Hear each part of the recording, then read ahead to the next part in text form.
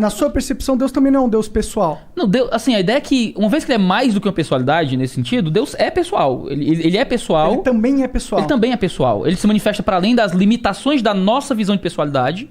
Porque o que é um ser pessoal na nossa visão, né? É uma autoconsciência. Eu tenho uma limitação física, eu não posso passar para além do meu próprio corpo. Eu tenho uma limitação histórica de onde eu vivi e tal. E Deus, ele é uma pessoalidade. Quando a gente fala pessoalidade, a linguagem teológica é de uma autoconsciência. Ele é um ser, uma pessoa, é a linguagem tradicional da teologia, que se entende, tem uma autoconsciência, sabe quem é, tem sua própria pessoalidade e personalidade. E isso se manifesta no Pai, no Filho e no Espírito Santo como 3 autoconsciências, como 3 pessoas. E veja, se você fala de um Deus em 3 autoconsciências, em que cada autoconsciência, cada pessoa é totalmente Deus, mas os 3 são totalmente Deus e um está contido no outro, a gente começa a conversar um pouco sobre o que você está dizendo. É um Deus que transcende o nosso conceito, a nossa limitação de pessoalidade. Então, quando eu digo a Deus é uma força, Deus é uma energia ou uma lógica, a sensação que me passa quando eu escuto isso é que Deus é menos que uma pessoalidade. Ele é como se fosse uma energia informe que talvez nem se veja como Deus, nem se perceba como existente, mas que move a gente de alguma direção ou algo parecido. Talvez ele não se... Concordo, é meio um pouco essa minha visão. Talvez ele não tenha a nossa percepção de Deus. A gente tem uma percepção... Talvez ele só tá... Deus só esteja existindo e nem sabe que ele criou tudo isso, tá ligado? Eu não sei o que é Deus. Essa é a parada. Eu não sei o que é. Pra mim, essa lacuna tá aberta. Ele pode ser esse Deus... pessoal e eu sei que, mas talvez ele não seja, ele precisa ser. Se Deus ele conseguiria encarnar na Terra, eu não acredito que ele conseguiria. Porque a partir do momento que ele se materializasse como um indivíduo, como ele não seria mais Deus. Seria outra parada. Um dos grandes mistérios do cristianismo é justamente como é que isso foi possível mesmo. A linguagem que é usada em Paulo, a linguagem que é usada nos evangelhos, é uma linguagem mesmo do absurdo quase, né? De como é que Deus vira homem. Como é que o autor da vida nasce de uma mulher, né? Como é que o verbo eterno tem que aprender a falar. Como é que o incontido entra num corpo, né? Como é que o autor da vida morre, sabe? E realmente essa sensação tem que ser gerada na gente. Como é que pode isso? Isso é absurdo, cara. Mas esse é o grande absurdo da mensagem do evangelho. De que a gente tem Deus, um ser pessoal, segundo a visão cristã, segundo a visão judaica, da maioria das religiões monoteístas do mundo, um Deus pessoal, que olha pra gente na nossa miséria, no nosso pecado, nas nossas falhas, e escolhe se tornar como nós para se tornar uma ponte entre nós e ele. Né? Isso é uma mensagem que, sim, é absurdo.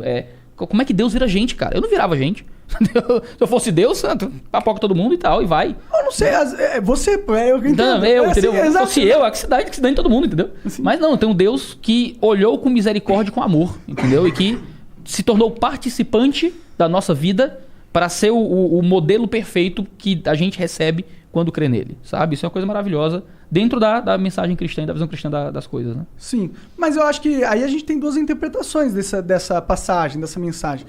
Você pode ter uma interpretação literal da parada, que é Deus realmente é Jesus, ele se materializou através de Jesus e trouxe o ensinamento dele, ou Deus habita todos os homens e toda vez que a gente nasce, Deus nasce junto com a gente e Jesus, ele simbolizou alguém que nasceu e soube escutar a parte de Deus que nasceu dentro dele.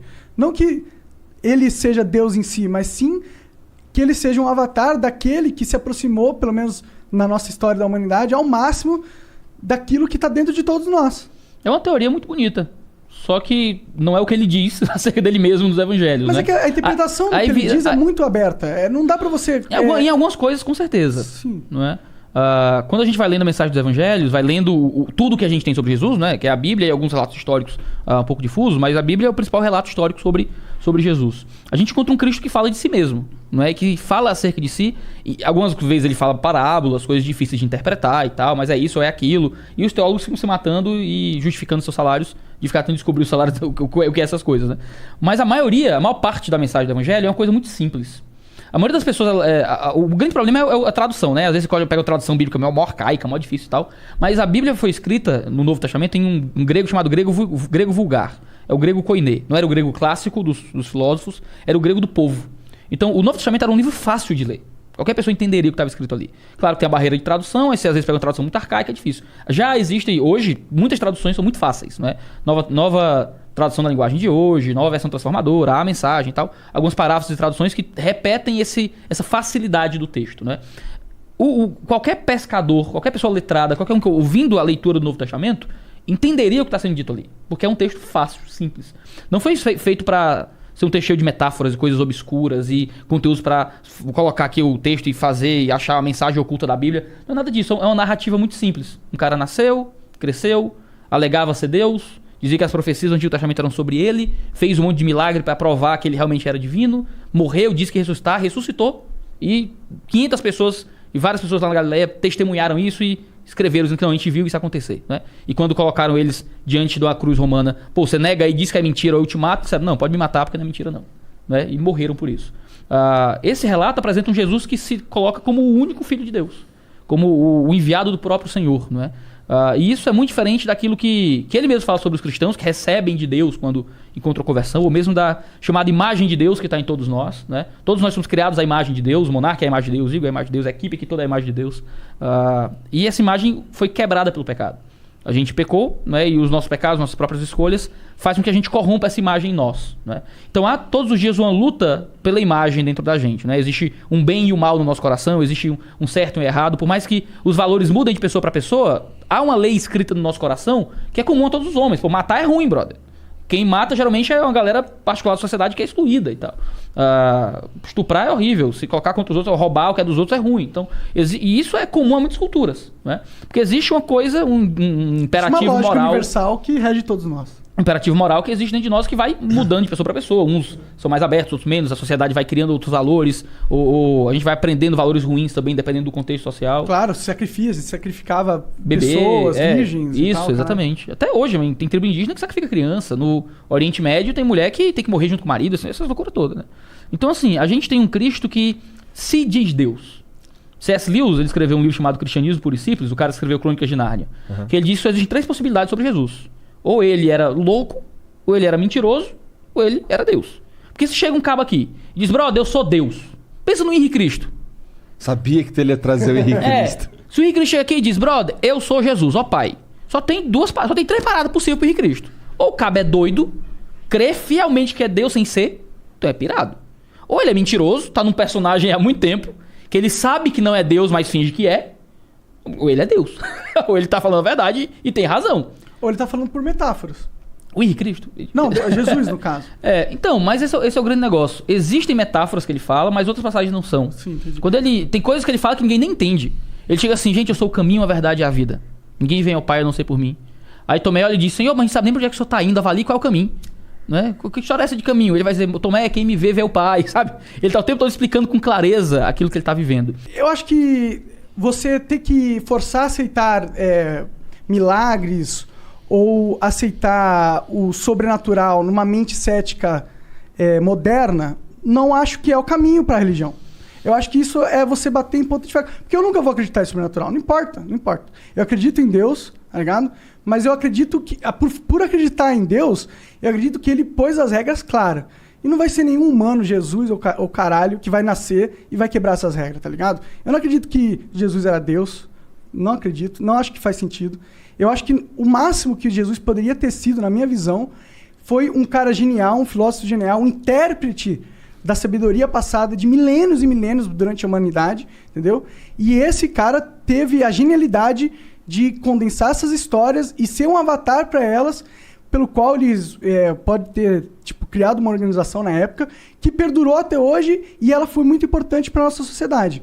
Mas eu nunca, na minha visão de vida, nunca vou conseguir imaginar Deus ou Jesus como um mago ou alguém que realmente tinha poderes de transformar água em vinho e tal. Eu imagino ele, eu acho que a sabedoria divina, a verdadeira beleza dessa porra não é que Deus vai dar poderes mágicos pra gente, entendeu? É que se a gente conseguir realmente parar pra pensar o que é Deus de verdade, e a partir do momento que você meio que identificar o que você acha, agir de acordo, os milagres acontecem, mas não é porque é milagre de verdade. É porque vai parecer milagre, tá ligado? Porque você não vai acreditar. Se você não acredita em Deus, você não vai acreditar que é possível as coisas. E aí você passa a acreditar, milagres começam a acontecer. Eu acho que vem disso. Eu não consigo ter essa interpretação mágica. Caralho, pensei que ele fosse chorar. Por um segundo eu imaginei também, mas... Cara, ainda bem... Nesse ponto, cara, eu fico feliz de não ter tido esses 3 anos sabáticos do Monark, que ele ficou lendo e estudando toda essa porra aí. Ah, porque eu sempre, se alguém me pergunta, eu falo, cara, eu só não sei. Não sei, cara. Mais fácil, né? Eu não sei, eu não pensei o suficiente sobre isso, cara. Tá Mas ligado? o ponto que o Monark colocou, é isso que eu tenho dificuldade de acreditar do lado de cá, né? Porque eu tenho um registro histórico. Por que a gente acredita que Jesus existiu, não é? Porque pô, um monte de gente viu e escreveu sobre esse cara. E por que tu foi convencido? Obrigado pela pergunta. Até me ajudar na cadeira aqui, né? E é isso que eu ia entrar justamente nesse sentido. Cara, eu tenho um relato histórico. Imagina, por exemplo, se eu digo assim, galera, tem uma bomba debaixo da mesa aqui. Tem uma bomba. O que é que você faz alguma coisa com isso? Você averigua se a bomba tá mesmo, ou você confia no que eu tô dizendo. Eita, o Iago é uma fonte confiável, ele não ia dizer isso só de sacanagem, e a gente confia na fonte, né? A gente, quando recebe uma informação, a gente faz alguma coisa com ela, geralmente. Eu tenho um documento. Esse documento foi escrito por alguém, sobre outro alguém, não é? Esse documento é o Novo Testamento. Esse Novo Testamento fala que teve um caba que nasceu, viveu, fez um monte de coisa impossível pro ser humano, ressuscitou morto, curou aleijado, pregou o evangelho pros pobres, é o que tá escrito lá, não é? E esse cara dizia que era Deus. 4 livros diferentes. Né? Mateus, Marcos, Lucas e João, né? São os 4 relatos do Evangelho. Que apresentam Jesus de uma perspectiva complementar, mas o Mateus está mais voltado para convencer os judeus, João mais voltado para convencer os gregos, Lucas fala um pouco mais do aspecto dos ensinos de Jesus, Marcos da história de Jesus. Então existe motivos para existirem 4. Representam perspectivas um pouco a públicos diferentes, digamos assim, né? Então a gente tem esses evangelhos dizendo isso. Fora Paulo, fora Pedro, fora os apóstolos que escreveram outras coisas e tal. Um outro documento histórico que cita um Jesus que existiu e tudo mais. Então a gente tem esses relatos. Esses relatos foram escritos para dizer que teve um cara que dizia que era Deus, que ele ia levar os meus pecados, que ia me juntar com Deus, que ia limpar toda a maldade do meu coração. Eu ia continuar sendo um pecador miserável, mas que por causa da justiça dele, eu ia poder ser unido novamente ao Senhor. É isso que o cara disse. O cara morreu e ressuscitou para provar isso. É o que o relato diz. É um relato que, se eu acreditar nele, eu tenho que acreditar que que Jesus é Deus, que Deus é pessoal, esse negócio todo que a gente está conversando. Se eu acredito no relato, como está lá, eu preciso acreditar no cristianismo corrente, né, e ortodoxo. A não ser que eu tente... mas o relato talvez não signifique isso. E esse eu acho que é o problema. É mais coerente para mim ser um cristão e crer na Bíblia de forma tradicional, ou ser um ateu, mas achar que a Bíblia é falsa. Ponto. Entendeu?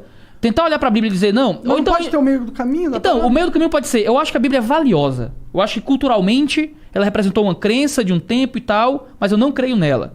Também é uma possibilidade. Tentar reinterpretar a Bíblia para significar alguma outra coisa diferente, um Jesus que na verdade era, mas não era... Isso é usar o texto como quiser. Eu acho que isso a gente não consegue fazer de uma forma que respeite o texto e a arte da interpretação.